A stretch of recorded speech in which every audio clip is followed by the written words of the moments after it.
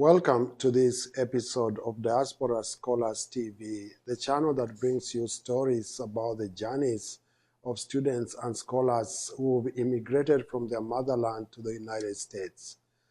In this show, we bring you the story of one Robert Maina, who is a PhD student in health communications at the University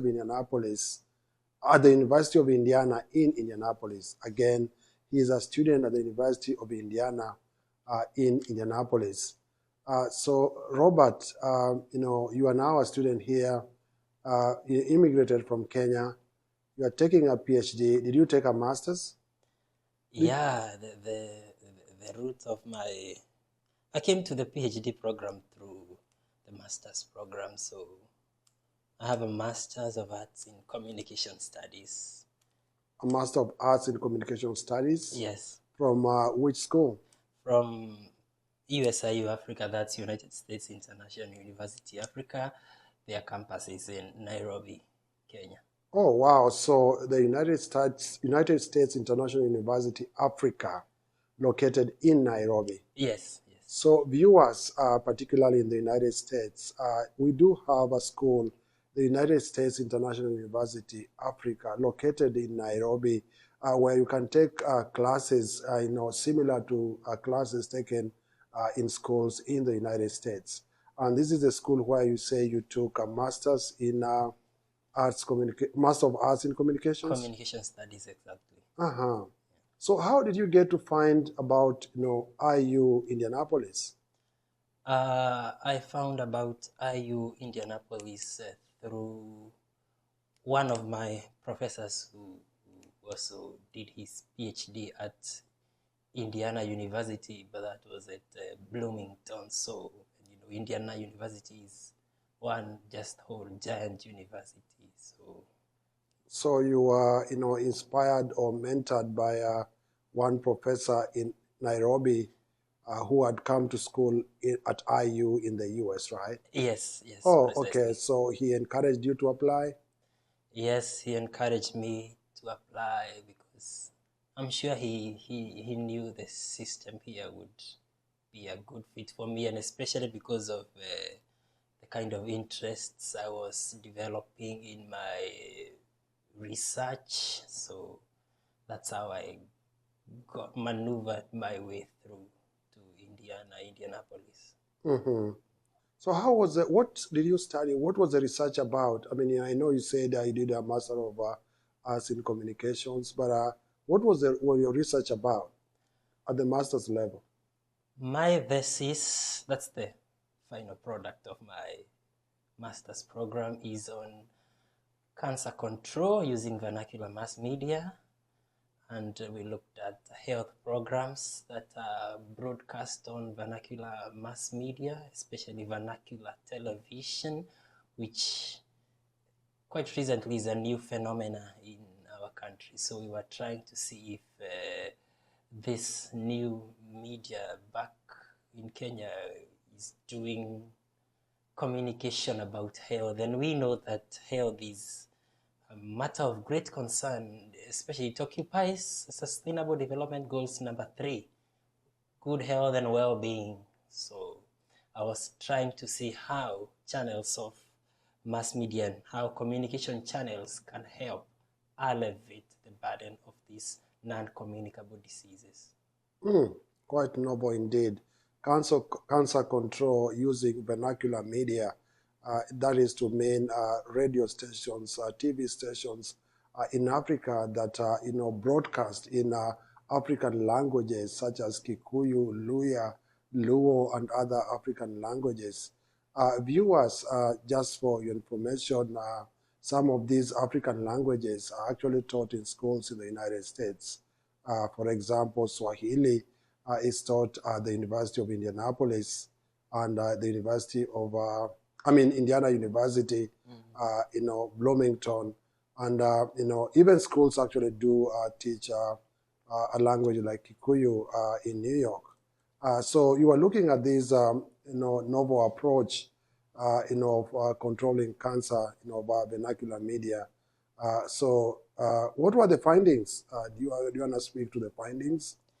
Yeah, we got really interesting findings, and the findings were total contrast. We had two opposing sides in the findings. Some people liked the programs. They thought the programs taught them things they didn't know about the disease and how to control themselves. But on the other end, we had people who thought that, especially because our focus was on television, so they thought that the images that are shown about maybe cancer cells and parts of the body that have been infected by cancer, and even the narratives that people gave were so descriptive until they detested to watch the programs. So two totally contrasting sides. I think the common ground was, and that was part of our recommendation, is the use of narratives of people who have gone through cancer and maybe gotten healed or overcome the cancer. That would be a bit reaffirming for the people. Oh, wow, interesting. So, so that encouraged you or motivated you and your professor back in Kenya to apply for school in the United States to do a PhD and probably continue the same study or a similar study, right? Yes. Uh-huh. So at the moment, so how did you come? I mean, I know you are encouraged to apply, and then what are the experiences, when you landed here? I have been here long enough to have experiences, I can tell you. So I landed here before the fall semester began, and it's been quite a process. Even I think there's a whole story even before the landing here. So the issue of applying to school, the issue of getting an offer, the issue of now having to deal with the visa process, and it was quite huge, and it's quite an investment, I can say, of time and even mental resource, your own mental resource. You have to be, I think, quite heavily invested in it. So I think there's quite an experience. Uh-huh. Did you experience some elements of culture shock? And then when you get here, you think you're like, when you are getting into the border, you're told, welcome to the USA. And then you think, yeah, I got it. I got to the USA. Until you come here, and then you're like, there's still so much. There's culture shock, as you say. You may not even know where to start. You think you have like a whole program under your feet, like, I'll ace through this, but you realize there is the issue of time, and I'll talk to some. If you have a dream of coming to the United States, you better get serious about your time management skills, because you have an appointment with somebody, you are late with 1 minute, and You won't find the person there. yeah, they'll have an impression about you, and they may accommodate you because maybe they'll understand it your first time here, but they have an impression. They may not even want a second appointment.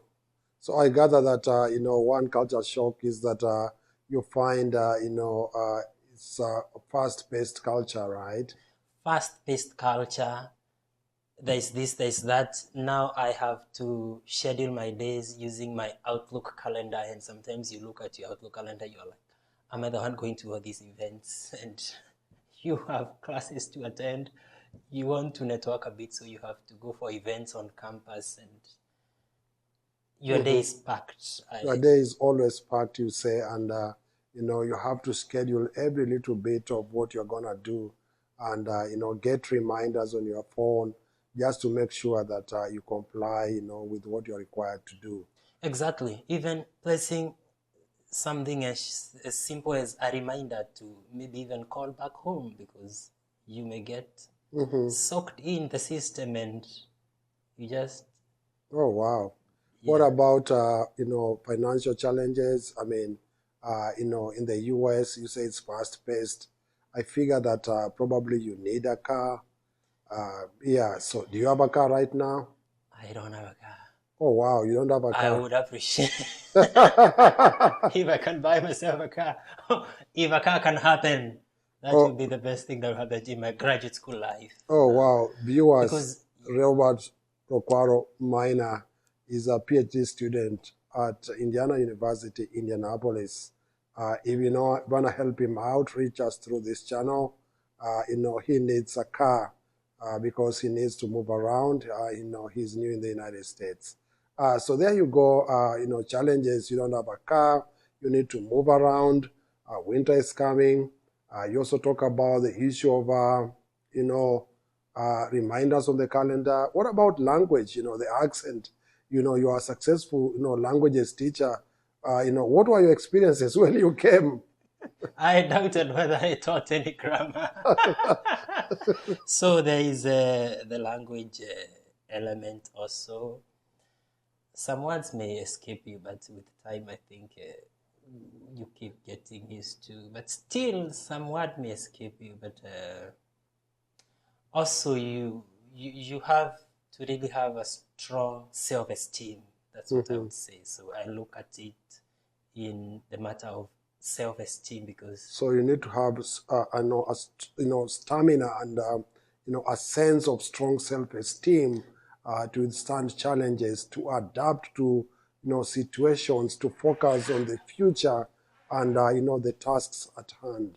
exactly. And I have come to see that even in as much as we have that the language barriers sometimes, I have found myself in positions where you have such a novel idea you want to explain to somebody, so you really have to know how to go about it. Like conversation skills are quite important. The conversation skills here are on a totally different metrics from the kind of conversation skills I have come with from back home. So you have to adapt even to conversation skills, how to start a conversation, how to keep it going, how to explain yourself. There's something in your mind and you want to say it out. So there's a lot to learn, and I'm open to learning all these things. Excellent. Robert, what advice do you have to those folks back in Africa who really want to be in your shoe right now? What advice can you give them? How can they come to the US? What do they need to do? In a few words or in one sentence or two, what is your advice? Research. You have the internet. Dig deep into the internet. Research about options. You want to come here as a student, I'll talk about my capacity. I came in as a student, so you have to research about programs, have a strong sense of self and a clear goal, a clear vision. Choose a good program with a niche, and you can contact professors in the department. They are open to reply to your emails. They can even schedule Zoom meetings for you. Hurrah! So you don't have to know somebody, you just have to contact somebody and it will happen. It will happen. Viewers, you are watching Diaspora Scholars TV, where we bring you stories such as those ones of Robert Maina. Until next time, this is Dr. Fidelis Nombera. My friends call me Daktari. You can catch up with Robert on this channel. If you need to give him further assistance, just reach out to us. Goodbye. Cheers.